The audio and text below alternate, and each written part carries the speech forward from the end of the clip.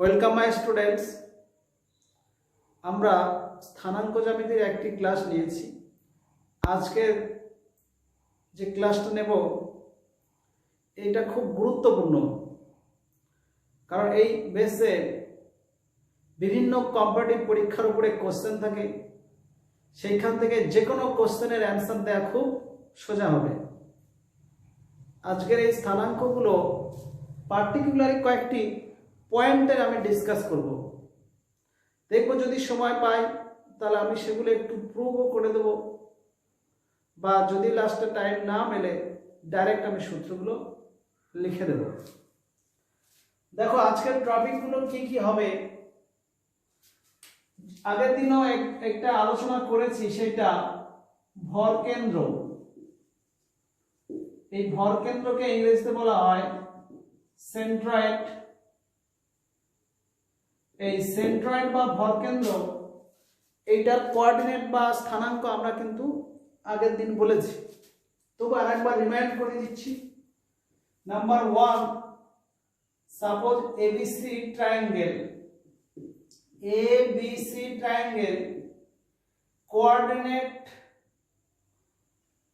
of vertices x1, y1, x2, y2 and x3, y3।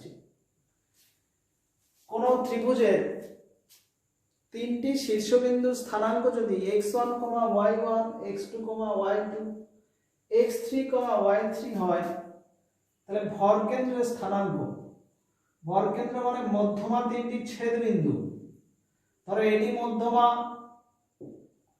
BE মধ্যমা and CF মধ্যমা, তাদের এই ছেদবিন্দুকে বলা হয় ভরকেন্দ্র,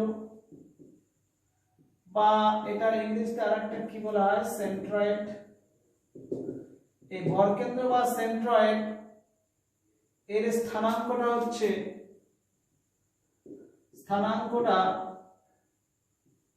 x1 plus x2 plus x3 by 3, y1 plus y2 plus y3 by 3। এই প্রমাণটা আমি আগের ক্লাসে আলোচনা করেছি, তাই প্রমাণটা বলছি না। আজকের আমরা আরো আলাদা আলাদা পয়েন্টগুলো নিয়ে ডিসকাস করব। কোন কোন পয়েন্ট নিয়ে ডিসকাস করব একটু বলে দিই। ভরকেন্দ্র ছাড়া দেখো একটা ট্রায়াঙ্গেলের ভিতরে এই কোণগুলোর যদি সমদ্বিখণ্ডন করি, কোণগুলোর সমদ্বিখণ্ডন, ধরো এ কোণের সমদ্বিখণ্ডক, বি কোণের সমদ্বিখণ্ডক আর সি কোণের সমদ্বিখণ্ডক, ধরো আই বিন্দুতে ছেদ করলো, এই আই কে বলা হয় অন্তঃকেন্দ্র, ইংরেজিতে বলা হয় ইন সেন্টার। ওকে, আর একটা দেখো শীর্ষবিন্দু থেকে, এই শীর্ষবিন্দু থেকে যদি বিপরীত বাহুর উপরে এরকম লম্ব টেনে দিই, এরকম ভাবে আমরা লম্ব টেনে দিই শীর্ষবিন্দু থেকে বিপরীত বাহুগুলোর উপরে, তাহলে এই যে বিন্দুটা, এইটাকে বলা হয় লম্ব বিন্দু, বা ইংরেজিতে বলা হয় অর্থ সেন্টার। ওকে, আর একটা দেখো এই যে ত্রিভুজের বাহুগুলোর ঠিক মধ্যবিন্দুতে যদি এরকম ভাবে লম্ব টানি, বাহুগুলোর মধ্যবিন্দুতে লম্ব টানলে যেখানে ছেদ হয় সেইটাকে বলা হয় পরিকেন্দ্র বা সার্কাম সেন্টার। কি বলে? Circum centre. তাহলে আমরা ত্রিভুজের ভিতরে এইগুলো পেলাম। এছাড়া আমরা একটা ওই যে ভরকেন্দ্রটাও ত্রিভুজের ভিতরে থাকে, এরকমই ধরো এটা বি নাম দিচ্ছি, এটা ই আর এটা এফ। তাহলে আমরা যদি এডি, বিই এন্ড সিএফ অ্যাড করে দিই, তাহলে এখানে একটা পয়েন্ট পাচ্ছি। এই পয়েন্টটা হচ্ছে ভরকেন্দ্র। ক্লিয়ার? তাহলে আমরা এখান থেকে ভরকেন্দ্র বা সেন্ট্রয়েড বলবো এটাকে। তাহলে ত্রিভুজের ভিতরে আমরা অলরেডি কটা পয়েন্ট পেলাম? ফার্স্টে একটা ইন সেন্টার পেয়েছিলাম এখানে গোল করে ব্ল্যাক কালিটায়, এই কাছাকাছি আছে দুটো ইন সেন্টারে, দুটো একটু সাইডে আছে, তারপরে আর বাকি তিনটে পেলাম। তাহলে এই যে পয়েন্টগুলোর মধ্যে একমাত্র ভরকেন্দ্রের স্থানাঙ্কটা বলেছে, বাকি এই তিনটে পয়েন্টের স্থানাঙ্ক হয়, ওইগুলো নিয়ে আজ ডিসকাস করব। এছাড়া আরো কিছু স্থানাঙ্ক হয়, আচ্ছা ওটা সম্পর্কে একটু বলে দিই। দেখো, মনে করো এরকম একটা ট্রায়াঙ্গেল এবিসি, এই ত্রিভুজের এ কোণটাকে যদি অন্তঃকোণ বলি, ইন্টারনাল অ্যাঙ্গেল, আর এবি কে এখানে বাড়ালে, এসি কে বাড়ালে, এই কোণগুলোকে বহিঃকোণ বলা হয়। তাহলে এই অন্তঃকোণের সমদ্বিখণ্ডক আর এই যে বহিঃকোণ, এইটার সমদ্বিখণ্ডক আর এই কোণের সমদ্বিখণ্ডক যেখানে ছেদ হবে, এই কেন্দ্র, এই বিন্দুটাকে বলা হয় বহিঃকেন্দ্র বা এক্স সেন্টার। বহিঃকেন্দ্র বা এক্স সেন্টার বলে, এটা একটু মাথায় রাখ, কারণ এইটা কেন্দ্র করে এরকম ভাবে একটা বৃত্ত হয় আর কি, এই বাইরের দিকে, এটা একটা কেন্দ্র। তো এইভাবে আমার তিনটে বহিঃকেন্দ্র হয়। তাহলে আমরা এই চারটে বিন্দু ছাড়া আরো কি জিনিস পেলাম? X centre. কি পেলাম? এক্স সেন্টার বা বহিঃকেন্দ্র। এই এক্স সেন্টার বা বহিঃকেন্দ্র এরকম কটা পাবো? তিনটি পাবো। চলো এবার আমরা প্রমাণগুলো সবগুলো যদি নাও করি, কয়েকটা জাস্ট ডিসকাস করে দিচ্ছি। ফার্স্টে আমরা ইন সেন্টারটাকে বলি অন্তঃকেন্দ্র। ওকে, অন্তঃকেন্দ্র যেটাকে ইংরেজিতে বলা হয় ইন সেন্টার। এটার স্থানাঙ্ক কিভাবে বের করবে? এটা বের করতে গেলে আমাদের আরেকটা বেসিক কনসেপ্ট থাকা দরকার। সেই কনসেপ্টটা কিরকম? দেখো, ধরো ত্রিভুজ এবিসি এর ডি যে কোনো অ্যাঙ্গেল এর অন্তঃসমদ্বিখণ্ডক এডি, তাহলে এই কোণ আর এই কোণটা ইকুয়াল। তাহলে এক্ষেত্রে এবি বাই এসি, এটা একটা প্রপার্টি মনে রাখবে, AB by AC is equal to হবে বিডি বাই সিডি। এবারে এইখানে যারা নবম শ্রেণীতে, তারা কোশ্চেন করতে পারে স্যার এটা কি করে হচ্ছে, কিন্তু যারা দশম শ্রেণীতে ত্রিকোণমিতি আইডিয়া আছে তাদের জন্য এটা ঠিকই আছে, সোজা। শুধু এইটুকু মনে রাখো, যে কোনো ত্রিভুজের কোণের সমদ্বিখণ্ডন করলে ভূমিটা যে দুটো অনুপাতে ভাগ হয়, সেই দুটোর অনুপাত এই বাহু দুটোর অনুপাতের সমান হবে। এটা ক্ষেত্রফল থেকে আমরা প্রমাণ করতে পারি। আর ডিটেইলস অত যাচ্ছি না, শুধু এই প্রপার্টিটা একটু মনে রাখো। ওকে, এবারে দেখো, সাপোজ এবিসি একটা ত্রিভুজ, এ বিন্দুর স্থানাঙ্ক x1, y1, বি বিন্দুর স্থানাঙ্ক x2, y2, সি বিন্দুর স্থানাঙ্ক x3, y3। আর অন্তঃকেন্দ্র কাকে বলে? কোন ত্রিভুজের এই কোণগুলির সমদ্বিখণ্ডকের ছেদ বিন্দু। যদি এটা আই হয়, তাহলে আইটা হচ্ছে আমার অন্তঃকেন্দ্র। তাহলে এটা স্থানাঙ্ক বার করতে হবে। এটা ডি ধরি। এই এ কোণের বিপরীত বাহুটা বিসিটা, এই বিসি বাহুর দৈর্ঘ্যটা এ ধরবে, আর বি কোণের বিপরীত বাহুটা এটাকে বি ধরবে, আর এই বাহুটাকে আমরা সি ধরব। তার মানে কি বললাম, বিসি সমান এ একক,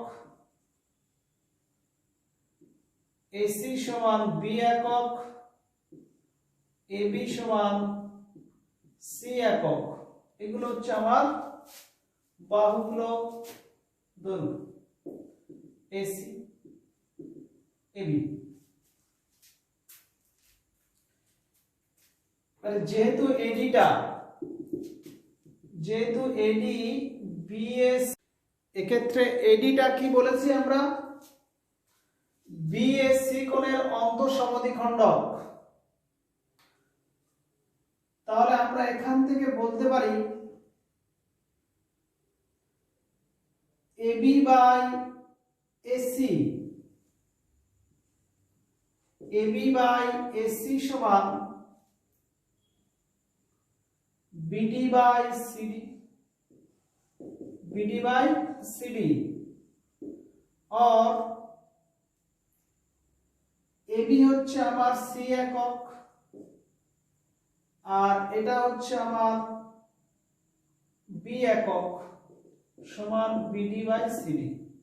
তো অতএব বিডি ইজ টু সিডি সমান সি ইজ টু বি হবে।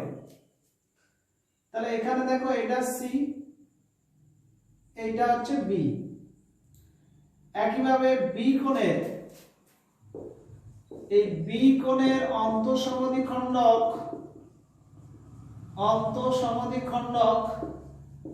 বিআই। তাহলে আমার এবি বাই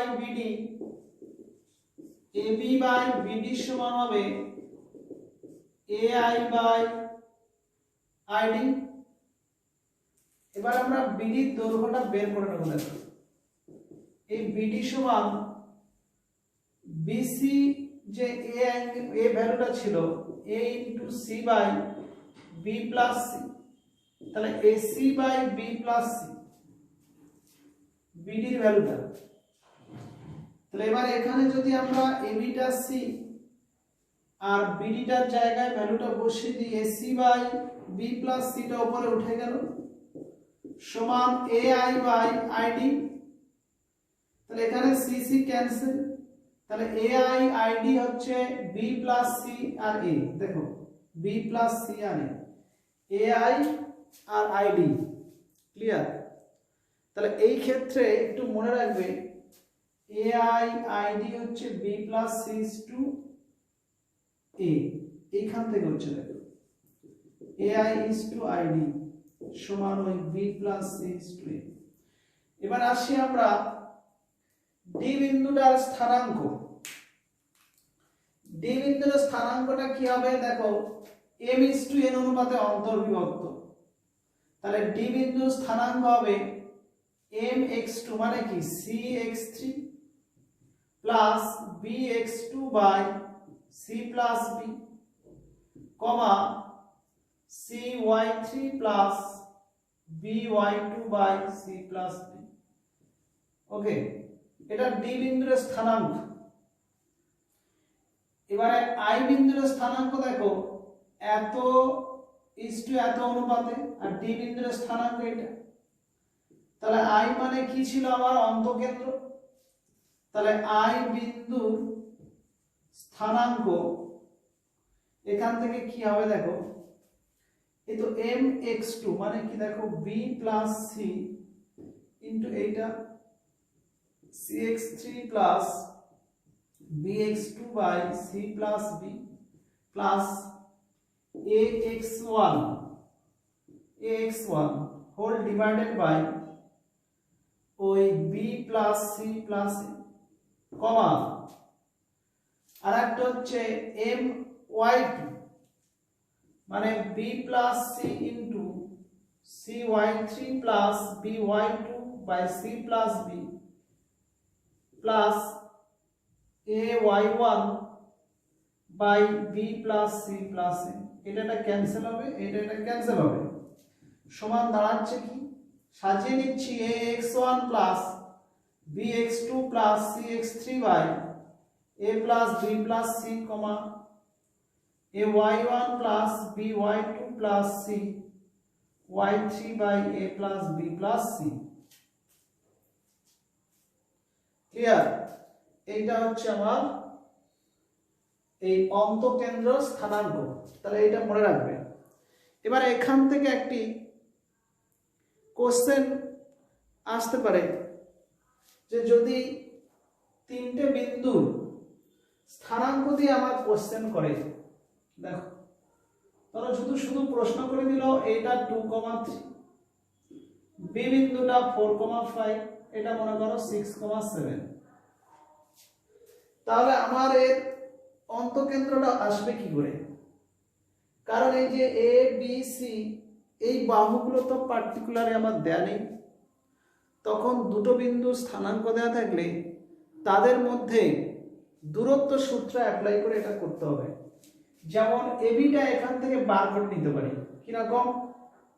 ওই এবি সমান, একটা শুধু বলে দিই, এবি সমান √x1 - x2 তার whole square plus y1 - y2 তার হোল স্কয়ার। এইভাবে আমরা এই বাহুগুলোর লেন্থ বার করে এই সূত্রটা লাগিয়ে দিতে পারি। ওকে, তাহলে আমরা অন্তঃকেন্দ্রটা কমপ্লিট করে দিলাম। মানে কোনটা দেখো তো, এইটা, এই অন্তঃকেন্দ্রটা হলো। আর ভরকেন্দ্রটা আগের দিন করেছিলাম আর করলাম না, এবারে থাকছে কি আমার, আচ্ছা পরিকেন্দ্র আর লম্ববিন্দু, তাই তো, সার্কামসেন্টার আর লম্ববিন্দু। আর একটা এখানে বহিকেন্দ্র বা এক্স সেন্টার বলেছি। আচ্ছা এটা মুছিয়ে, ওকে,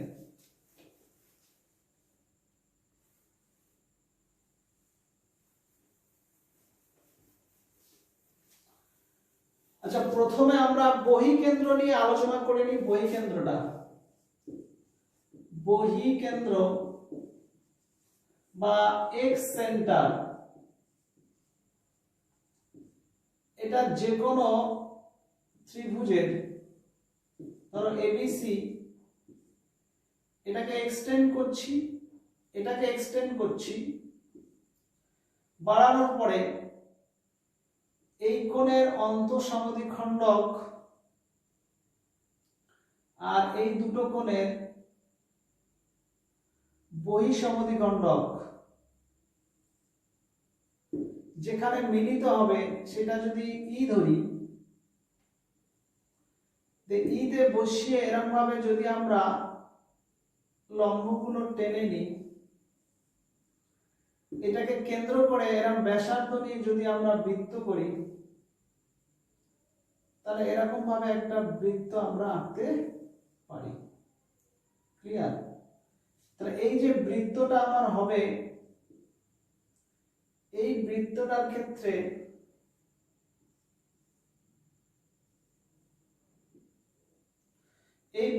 ক্ষেত্রে যাই হোক অন্তঃকেন্দ্র বলো, আর এই ব্যাসার্ধটা একটু ডিস্টার্ব হচ্ছে,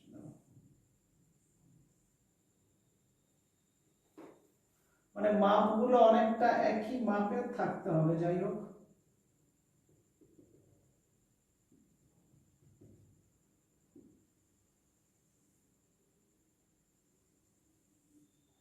এটাই মাথায় রাখবে। তাহলে এই যে বৃত্তটা হলো, এই বৃত্তটার এটা হচ্ছে আমার এক্স সেন্টার বা বহিকেন্দ্র। এই বহিকেন্দ্রের স্থানাঙ্কটা কি হবে? এই বিন্দুটা যদি আমরা ডি দিই, তাহলে এইটা তো অন্তঃসমদ্বিখণ্ডক বলেছিলাম। এবারে বিসি বাহুটা যদি এ হয়, এসিটা যদি বি হয়, এবি বাহুটা যদি সি দৈর্ঘ্যের হয়, তাহলে বিডি ইজ টু সিডি কি হবে? AB by AC. এই বিডি বাই সিডি সমান এবি বাই এসি সমান সি বাই বি হবে। তাহলে এটা সি ইজ টু বি। তাহলে একই ভাবে আমরা ডি বিন্দুর স্থানাঙ্কটা পেয়ে যাব যদি এটা থাকে x1, y1, এটা x2, y2, এটা x3, y3 থাকে। তাহলে দেখো ডি বিন্দুর স্থানাঙ্কটা কি হবে? ওই cx3 plus bx2 by c plus b, cy3 plus by c plus b। এটা ডি বিন্দুর স্থানাঙ্ক। এবারে এই এডিটা বর্ধিত করা হয়েছে এতটা পর্যন্ত। এখানে একটি কোশ্চেন দেখো, যেহেতু এইটার বহিঃসমদ্বিখণ্ডক, তাহলে এই এডি আর এই ই বিন্দুতে এই বাই এডি সমান, এটার ক্ষেত্রে একই রকম ভাবে, এটা তো বলা হয়নি, এই সূত্রটা বলা হয়নি, একটু বলে দিই। দেখো, এই যে কোনো ত্রিভুজের যদি কোণের সমদ্বিখণ্ডক এরকম টানা হয়, ধরো এবিসি ত্রিভুজের এডি হচ্ছে এ কোণের সমদ্বিখণ্ডক, তাহলে এবি বাই এসি সমান হয় বিডি বাই সিডি। কিন্তু যদি ওইটা এরকম হয়, ত্রিভুজটা দেখো, সাপোজ এ বি সি ত্রিভুজ,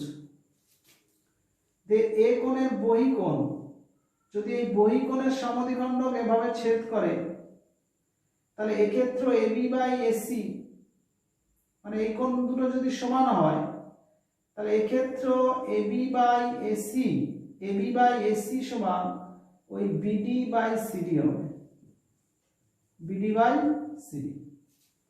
তাহলে ঠিক এইটাই লাগছে। দেখো, এই যে এবিডি ত্রিভুজের দেখো এই যে কোণটা, এটা তো সমদ্বিখণ্ডক, তাহলে এটা ঠিক দেখো সমদ্বিখণ্ডক করে এখানে ছেদ হয়েছে, তাহলে এদিকে বর্ধিত করে এর সমদ্বিখণ্ডক এখানে ছেদ হয়েছে, তাহলে আমার বিডি বাই সিডি সমান এবি এসি করতে পারি। তো এখানে এই বাই এডি, কি বললাম, এই বাই এডি সমান ওই একই রকম ভাবে ওই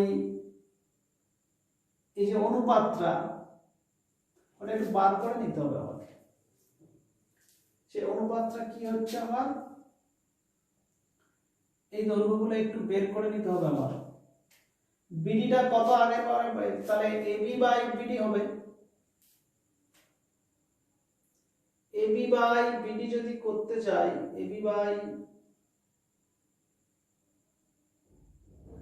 আচ্ছা বার করে, বিডি সমান হচ্ছে আমার A into C by B plus, তাহলে AC by B plus,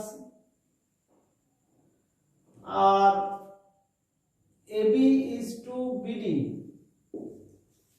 AB is to BD সমান, এই এবি দৈর্ঘ্যটা ছিল সি একক, তাহলে সি ইজ টু বিডিটা যেটা বেরিয়েছে AC by B plus, CC কেটে গেলে 1 is to A by B plus, তাহলে এটা B plus C is to A হচ্ছে। তাহলে আমার এই is to AD, A is to AD হবে ওই B plus C is to A. তাহলে এই বিন্দুতে এডিটা আমার বহিঃখণ্ডক হচ্ছে, একটা অন্তঃসমদ্বিখণ্ডক হয়, একটা বহিঃসমদ্বিখণ্ডক। অন্তঃসমদ্বিখণ্ডক হলে সূত্র mx2 plus nx1 by m plus n plus হয়, আর এখানে my2 প্লাস ny1 বাই, ওই জায়গাটা প্লাসের জায়গায় এখানে কি হবে, বহির্বিভক্ত হলে mx2 মাইনাস nx1। তাহলে আমার m টার জায়গায় হচ্ছে এইটা, n এইটা, তাহলে m is to n অনুপাতে যদি বহির্বিভক্ত হয়, ডি বিন্দুর স্থানাঙ্কটা কিন্তু জানি আর এটা জানি, তাহলে এইটা আমার m, তাহলে mx2 দেখো, তাহলে এই বিন্দুর স্থানাঙ্কটা আমি একটা শুধু লিখছি mx2, mx2 মানে এইটা হবে ওই cx3 plus bx2 by c plus b minus nx1, n মানে a আর x1 মানে x1, মানে ax1 by m minus b plus c minus a, তো এটা কেটে যাচ্ছে। যদি এটা আগে রাখি তাহলে হবে minus ax1 plus bx2 plus cx3 by minus a plus b plus c। একইভাবে y টা হবে minus ay2 plus by2 plus c y3 by minus a plus b plus c। এটা হচ্ছে এই বিন্দুর স্থানাঙ্কটা। ওকে, একইভাবে যদি আমরা এই দিকের স্থানাঙ্কটা পেতাম, এটা একটু মুছে দিচ্ছি এই জায়গাটা, একইভাবে এটা বর্ধিত করে যদি এই দিকের আমরা কোনো কেন্দ্র পেতাম, বহি কেন্দ্র, ঠিক এরকম, সেই বহি কেন্দ্র স্থানাঙ্কটা এরকম আসতো ax1 minus bx2 plus cx3 by a minus b plus c, ay1 minus by2 plus cy3 by a minus b plus c। আর এইদিকে যেটা আমার বহি কেন্দ্রটা হতো এইদিকে, সেটা আমার কি হতো, ওই দিকের বহি কেন্দ্রটা আমার হয়ে যেত ax1 plus bx2 minus cx3 by a plus b minus c, ay1 plus by2 minus cy3 by a plus b minus c। এইদিকে তাহলে এরকম আমার তিনটি বহি কেন্দ্র আসবে, তাদের স্থানাঙ্ক।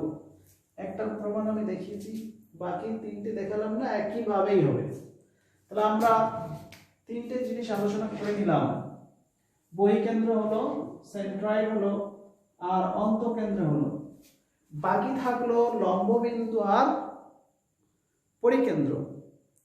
চলো আসুন পরিকেন্দ্রটাকে আমরা প্র্যাকটিক্যালি করব। এখানে সরাসরি সূত্র হবে, কিন্তু সেটা আরো বড় হয়ে যায়, ত্রিকোণমিতি লাগে, তো ওটা লাগাবো না, সরাসরি কৌশলটা বলে দেবো যাতে সবাই পারো করতে।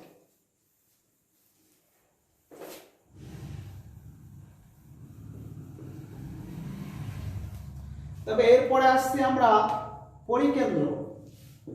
পরিকেন্দ্র বের করতে গেলে দেখো, এটাকে ইংরেজিতে বলছি আমরা সার্কামসেন্টার। এই সার্কামসেন্টারের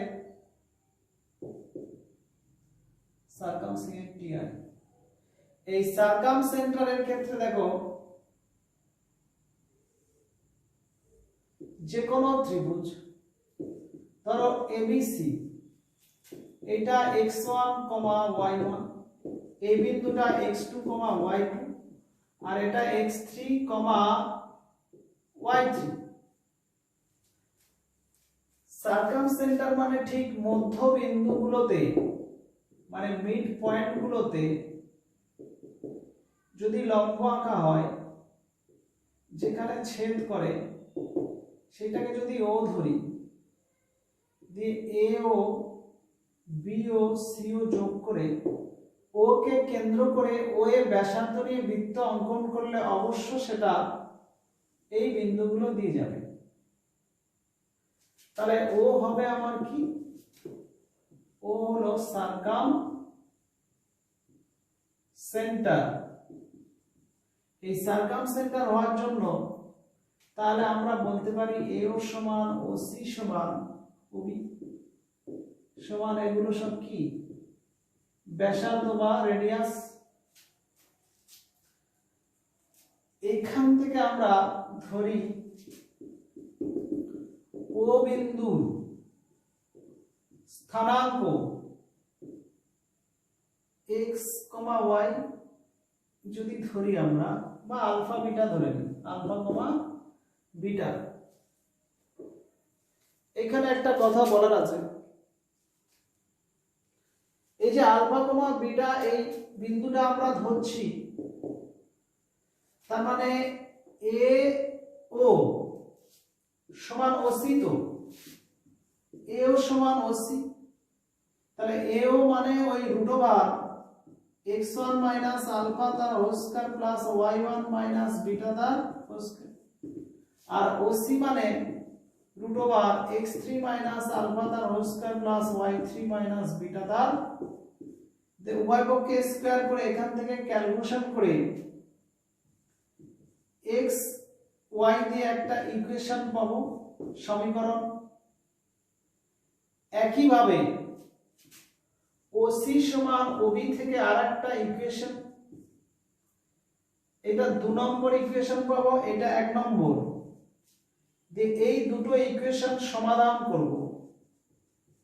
সমাধান বলতে আমরা যে কোনো প্রসেসে করতে পারি, তুলনামূলক, পরিবর্ত, অপনয়ন, যে কোনো পদ্ধতিতে ওই সমীকরণ দুটো সমাধান করলে আমরা এই পরিকেন্দ্রটা বা সার্কামসেন্টার পেয়ে যাব।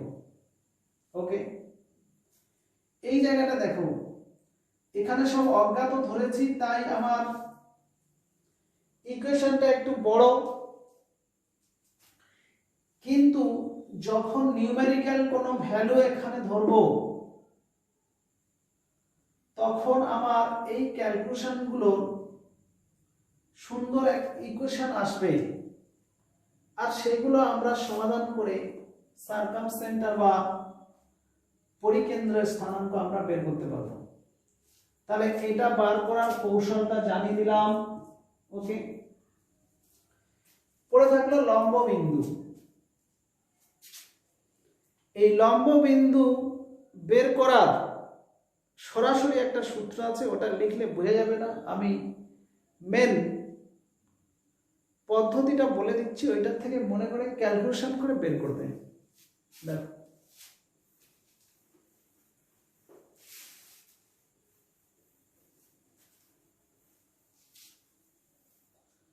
লম্ব বিন্দু,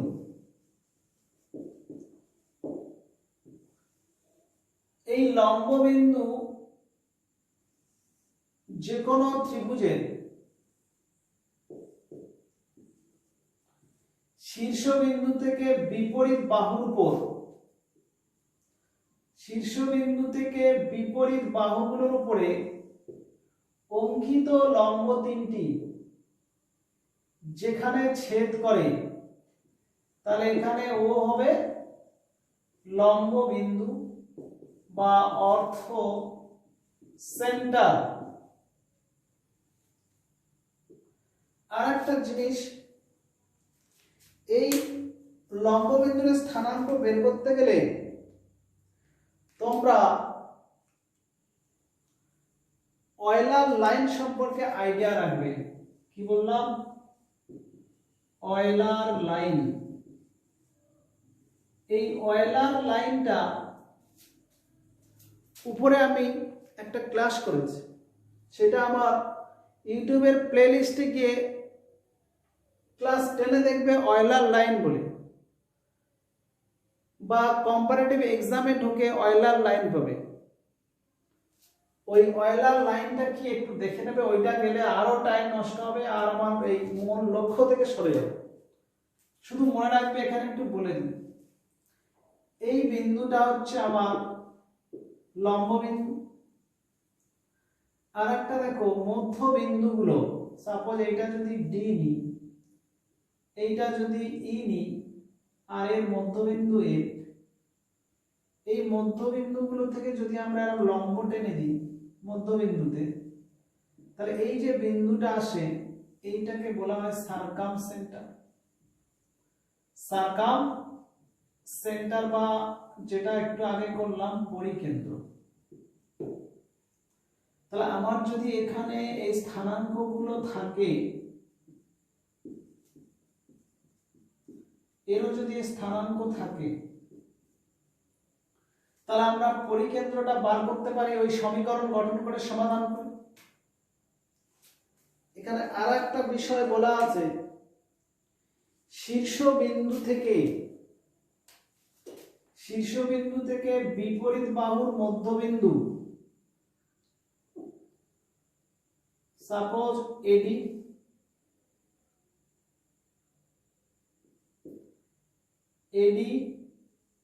বিই and CF। ওকে, এই যেখানে ছেদ হচ্ছে এই বিন্দুটাকে বলা হয় ভরকেন্দ্র। ওকে, এবারে এইখানে একটা জিনিস শুধু বলা, চিত্রতে আমার একটু গোলমালি লাগছে, ঠিক করে নি, একটু 1 মিনিট।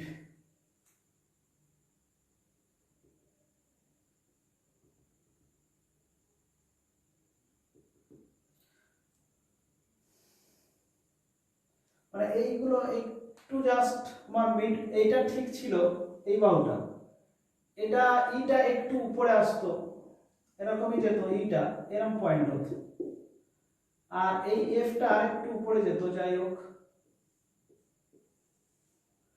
এরকম পয়েন্টটা হতো। তা যাই হোক এইটা হচ্ছে ভরকেন্দ্র। এই তিনটে যোগ করলে এই দিক থেকে সর্বদা 2:1 অনুপাতে ভাগ হবে। তার মানে লম্ববিন্দু ও ভরকেন্দ্র যদি এটা জি ধরি আর সার্কামসেন্টার সাপোজ আই ধরছি, 2:1 অনুপাতে ভাগ হবে। আমরা এই সার্কামসেন্টার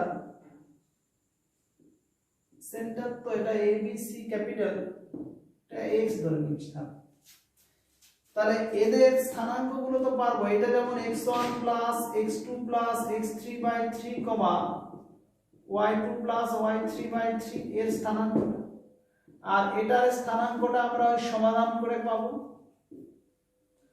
তাহলে লম্ব বিন্দুটা পেতে গেলে যেহেতু 2:1 অনুপাতে থাকে, তাহলে m:n অনুপাতে এটা অন্তর্বিভক্ত, তাহলে ওই হিসাবে এটা x, y ধরে তাহলে আমরা এই m দিয়ে এর স্থানাঙ্ক plus n into x by m plus n সমান এটা করব, করে এখান থেকে ক্যালকুলেশন করে আমরা এই অর্থ সেন্টারটা পেয়ে যাব শুধু এই 2:1 অনুপাতে। আর এই যে OGI লাইনটা, এই লাইনকে বলা হয় অয়েলার লাইন। তাহলে যে কোনো ত্রিভুজের অবশ্য বিষম বাহু হতে হবে, তার লম্ববিন্দু, ভরকেন্দ্র আর পরিকেন্দ্র সর্বদা একটা লাইনে থাকবে, আর ওই লাইন সেগমেন্টটা 2:1 রেশিওতে ভরকেন্দ্রে ভাগ হয়ে যাবে ওই লম্ববিন্দুর দিক থেকে 2:1 অনুপাতে। এটা মাথায় রাখবে। এর প্রমাণও আমি করে দিয়েছি এবং এটা আমার ইউটিউবে দেখবে। তাহলে আজকের আমরা এই যতগুলো আলোচনা করলাম সেইগুলোর উপরে প্রত্যেকে একটু প্র্যাকটিস রাখবে। ওকে, তাহলে এতটাই থাক। নেক্সট দিন আমরা সরাসরি অ্যাপ্লিকেশন অফ ম্যাথের উপরে আমরা আলোচনা করব, এই থিওরিগুলোর উপরে অ্যাপ্লিকেশন। ওকে।